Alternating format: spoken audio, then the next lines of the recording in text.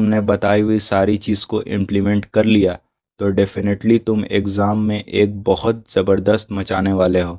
Subject की कि तुम कैसे हर सब्जेक्ट को पढ़ के नीट के एग्ज़ाम में मैक्सिमम एटलीस्ट 680 प्लस स्कोर कर सकते हो। एक साल, सिर्फ एक साल की मेहनत तुम्हारी पूरी लाइफ चेंज कर सकती है, लेकिन शायद तुम्हें उस एक साल की कीमत नहीं पता होगी।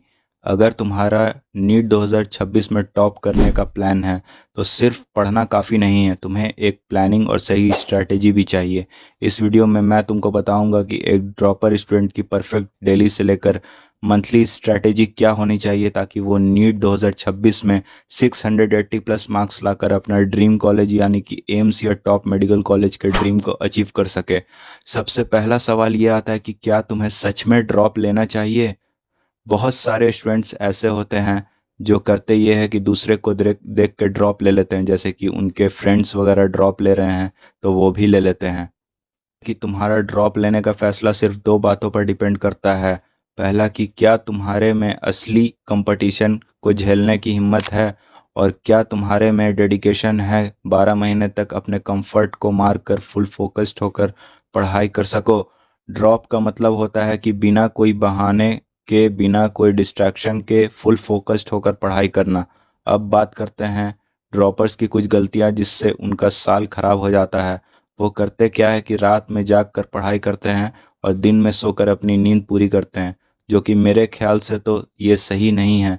क्योंकि अगर वो रात को जल्दी सोकर दिन में या सुबह में अपनी पढ़ाई पूरी करते हैं तो उसका आउटपुट ज़्यादा निकल के आता है। मॉक टेस्ट देते हैं तो, और जब उनका मार्क्स कम आता है तो वो डिस्ट्रैक्ट हो जाते हैं और अपने प्रिपरेशन पे फोकस नहीं कर पाते हैं। देखो, एक चीज़ याद रखना, गलतियां सब करते हैं लेकिन उस गलतियां से सीख कर जो अपने आप को इम्प्रूव करेंगे, नीट में अच्छा रैंक ला पाएंगे वही लोग। अब ड्रॉपर का डेली टाइम टेबल कैसा होना चाहिए जिससे वो अपना हर दिन को फुल्ली प्रोडक्टिव बना सके। तुम्हें पर सब्जेक्ट डेली के 3 घंटे देने होंगे, उसमें से 2 घंटे पढ़ाई करनी है और 1 घंटा पुराना पढ़ा हुआ रिवीजन कर लो, जिससे तुम पुरानी पढ़ाई हुई चीज़ों को भूल ना जाओ। संडे को फुल सिलेबस मॉक टेस्ट देना है, जिससे होगा क्या कि तुम जैसे जैसे अपने सिलेबस को प्रॉपरली कंप्लीट करोगे वैसे वैसे तुम्हारे मार्क्स टेस्ट में इंक्रीज होते चले जाएंगे, जिससे तुम्हें मोटिवेशन मिलेगा। अब मैं बात करता हूँ सब्जेक्ट की कि तुम कैसे हर सब्जेक्ट को पढ़ के नीट के एग्ज़ाम में मैक्सिमम एटलीस्ट 680 प्लस स्कोर कर सकते हो। तो सबसे पहले बात करते हैं फिज़िक्स की, जो मोस्टली नीट स्टूडेंट्स के लिए सबसे डरावना सब्जेक्ट होता है। लेकिन अगर इस सब्जेक्ट को स्मार्ट तरीके से प्रिपेयर किया जाए तो यहाँ तुम इजीली 150 प्लस इस मार्क्स स्कोर कर सकते हो।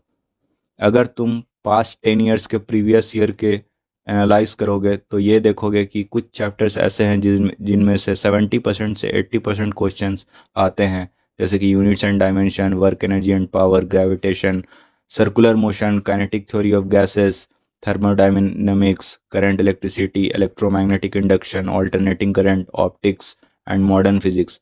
ये अकेला ऐसा चैप्टर्स है जिससे हर साल 70% से ज़्यादा क्वेश्चंस आते हैं। अब मैं बताता हूँ कि तुम्हें ये सारे चैप्टर्स कहाँ से करना है जिससे एग्ज़ाम में क्वेश्चन आए तो इजीली सॉल्व हो जाए। सबसे पहले तुम्हें एनसीईआरटी के सारे थ्योरी और जितने न्यूमेरिकल्स होते हैं वो करना है। उसके बाद तुम्हें करना है अपने कोचिंग के स्टडी मटेरियल, और अगर तुम किसी कोचिंग में इनरोल्ड नहीं भी हो तो कोई भी रिलेवेंट रेफरेंस बुक प्रेफर कर सकते हो। तीसरा and the most important, last 40 years के पीवाईक्यू, जिससे तुम्हें हर हाल में नहीं छोड़ना है। अच्छे, क्योंकि कुछ कुछ रिपीटेड क्वेश्चन एग्जाम में तुम्हें इसी में से देखने को मिलेंगे, और इसको सॉल्व करने के बाद तुम्हारी प्रिपरेशन प्रो लेवल की हो जाएगी। फिजिक्स के सारे चैप्टर्स के एक फार्मूला शीट भी ज़रूर से तैयार कर लेना, क्योंकि ये बड़े ही हेल्पफुल होते हैं लास्ट मोमेंट पे रिवीजन के लिए। अब बात करते हैं केमिस्ट्री के लिए, जो one of the easiest and scoring subject होता है नीट के लिए। केमिस्ट्री को 3 पार्ट्स में डिवाइड किया गया है, physical, inorganic and organic.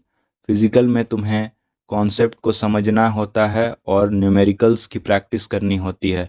Inorganic में तुम्हें एनसीईआरटी कॉन्सेप्ट को समझना होता है और लर्न करना होता है। ऑर्गेनिक में तुम्हें रिएक्शन बेस्ड प्रॉब्लम की प्रैक्टिस करनी होती है। एनसीईआरटी क्लास के नोट्स और पीवाईक्यू करने होता है, जिससे तुम इजीली फुल मार्क्स स्कोर कर सकते हो। केमिस्ट्री में फिजिकल के सारे फॉर्मूले और इनऑर्गेनिक और ऑर्गेनिक के सारे रिएक्शन एक पेज में ज़रूर से लिख लेना, क्योंकि ये काफ़ी हेल्पफुल होंगे तुम्हें लास्ट टाइम पे कॉन्सेप्ट्स और रिएक्शन को रिवाइज करने के लिए। अब बात करते हैं बायोलॉजी की, जो वो भी बहुत इजी है और पूरा एनसीईआरटी बेस्ड आता है नीट में। बस तुम्हें करना ये है कि तुम सारे चैप्टर्स के डायग्राम और एनसीईआरटी के हर लाइन को अच्छे से समझ लो और एमसीक्यूज, मैच द कॉलम और assertion reason type question solve कर लो, जिससे बायोलॉजी की भी तैयारी अच्छी हो जाएगी। ये वीडियो यहाँ तक देख चुके हो तो तुम बाकी लोगों से अलग हो। अगर तुमने बताई हुई सारी चीज़ को इम्प्लीमेंट कर लिया तो डेफिनेटली तुम एग्ज़ाम में एक बहुत ज़बरदस्त मचाने वाले हो। इस वीडियो को अपने उस फ्रेंड्स के साथ ज़रूर शेयर करो जो नीट के लिए ड्रॉप ले रहे हैं। और अगर इस वीडियो के बाद भी कुछ डाउट रह गया हो तो नीचे कमेंट ज़रूर करना और इस चैनल को सब्सक्राइब करना मत भूलना। बहुत जल्द मैं सब्जेक्ट वाइज स्ट्रैटेजी वीडियो लाऊंगा सिर्फ ड्रॉपर के लिए।